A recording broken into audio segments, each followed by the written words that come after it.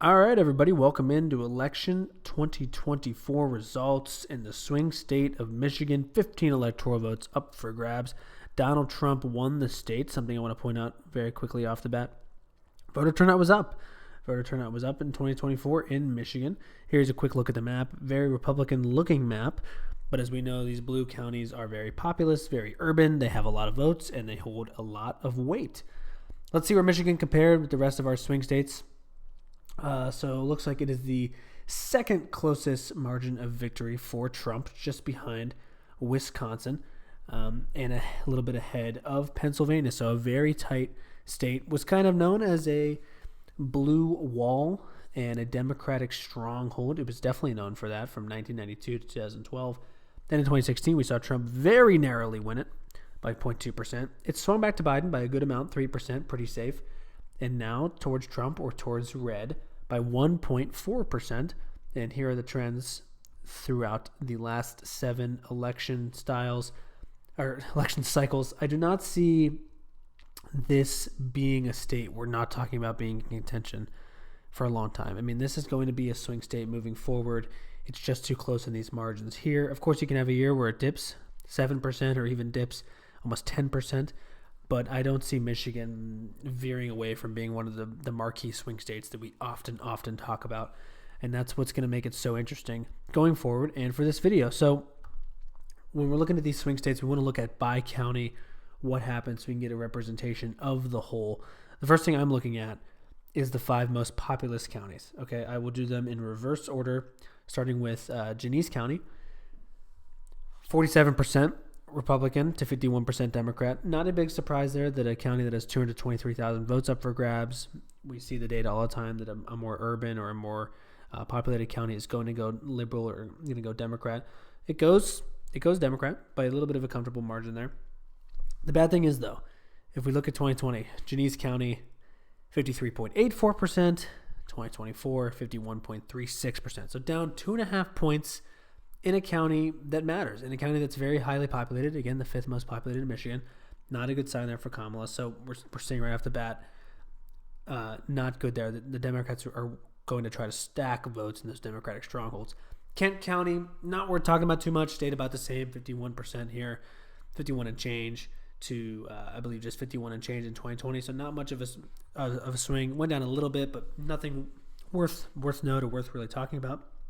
Let's go to Macomb County, though. Macomb County is very interesting. Macomb's interesting because it goes red.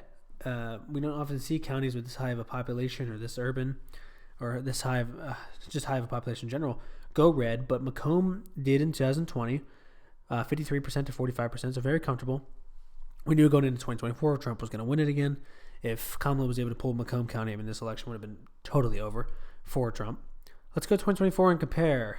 We scroll down to Macomb, 55.81%. So the support for Kamala went down 3%. Right here it's 42%.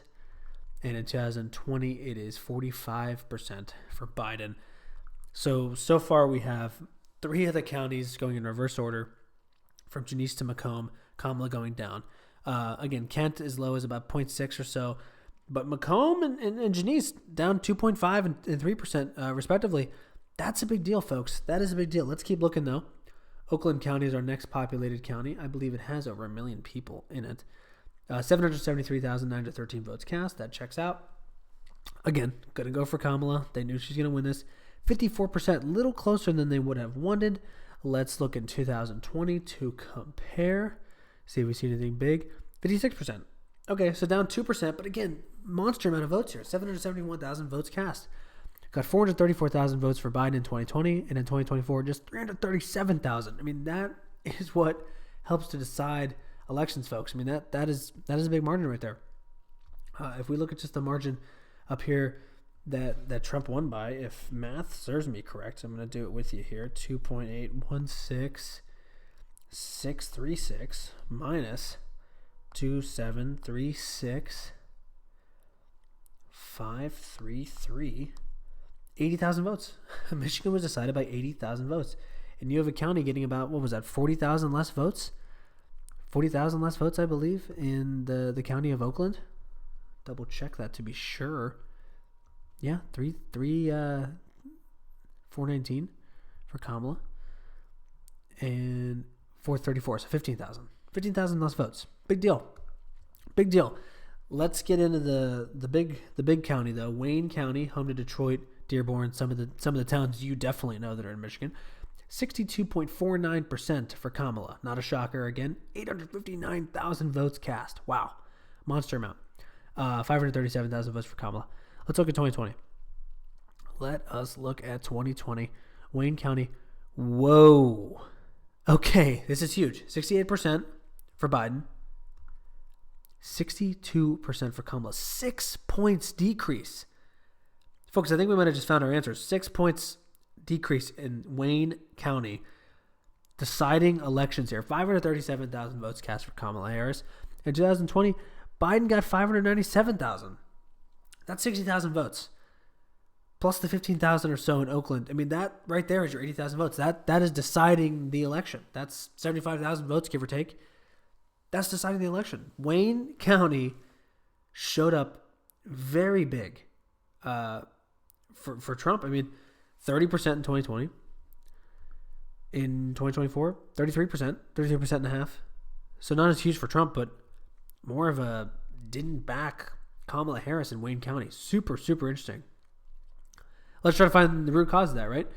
So if we go here to what mattered in Michigan, economy 41%, immigration 19%. Those are the biggest issues. Abortion pretty close, third.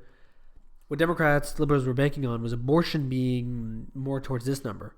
Then they probably hit it out of the park. They probably get Michigan by 3, 4, or 5 points, right? Because Democrats and liberals pull better with this abortion issue. Economy and immigration, it was Trump. It was Republicans. They were polling better in terms of handling this or who you trusted. Healthcare, climate, racism, that was all lean left in terms of handling better. But the percentages are so small. Even these together, 7 and 7 is 14. Another 14 from abortion, 28%. That's still quite a lot less than economy. And people were trusting Trump on that. So if we're getting the root cause of this, it looks like the economy and immigration being the two biggest issues. People trusted Trump. And then in Wayne County, they voted accordingly in terms of not trusting Kamala and not turning out the vote for her like Democrats thought they would. Let's look at Michigan exit polls, though, in 2020. Let's keep comparing. So we can start from the top here. And we've got male, female. And we can just start to check right away. Male, female, about the same. I can just tell looking at it, about the same. Slightly less for female. Okay, 57% in 2020 to 52% in 2024. So kind of a big deal. Lost a little bit of the female support there for Democrats. In 2024, 87% or 44-54 white. Let's see. 44-55. No big change there. Oh, I can already tell. 92% of blacks in Michigan voted for Biden. 87% in 2024. Okay, so down 5%, and Trump up 4% there. That's a big deal. That's certainly a big deal. Hispanics, whoa, overwhelming. Very overwhelming here. Now a small portion, 6%, but this is nuts. 58%. Okay. And nationally, we saw Latinos going only 46% red, 51% Democrat. 12-point swing nationally, 58%. Let's see how it is in 2020. Whoa.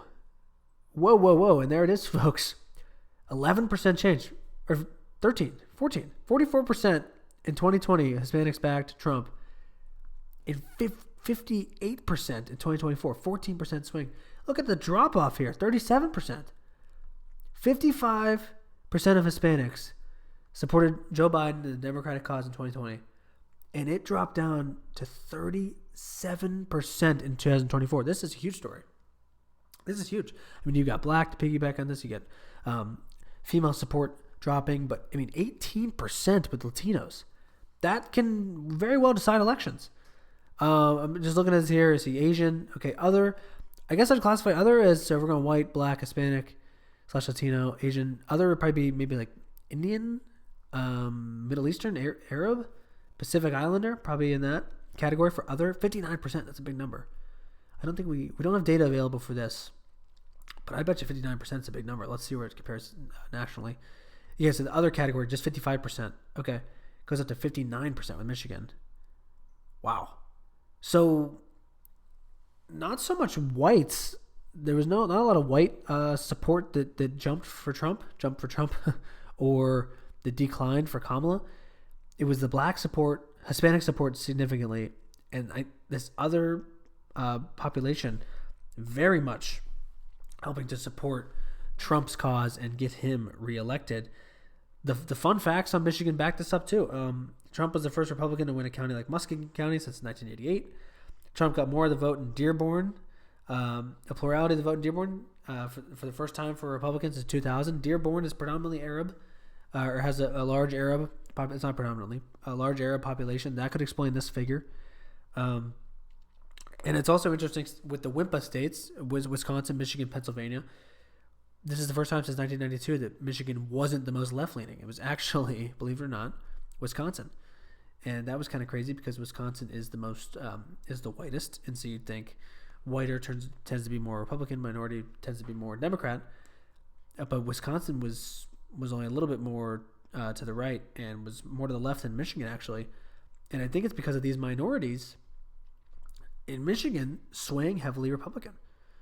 So we could trace back the root cause to minorities must have cared a lot about the economy and immigration in a big county like Wayne, to where Kamala's going to lose 60,000 votes of support versus Joe Biden. And it's not because voter turnout was down. Voter turnout was up in 2024 and still failed in Wayne County. So I would say that if we were breaking it down on a really micro level, the Hispanic, Black, other or Arab populations in Wayne County, which again has Dearborn, which is the Arab, Detroit, which is very diverse. Detroit's extremely African American and Black. Carried big weight here. The minorities in Wayne County, and they must have cared a lot about the economy and immigration as opposed to abortion and the climate. Crazy analysis in Michigan, but love going through this with you guys, looking at all the swing states. Go check out the other videos if you like the content like this, where we broke down each individual swing state. We have one more left to go. Very excited for it. Pennsylvania is coming up, so stay tuned for that. But this was our Michigan breakdown. Comment, like, subscribe. Let me know what you guys think, positive or negative. Tell me what you found interesting about this. It was great to deep dive Michigan and see why it went red for Trump in 2024. Thank you all for watching.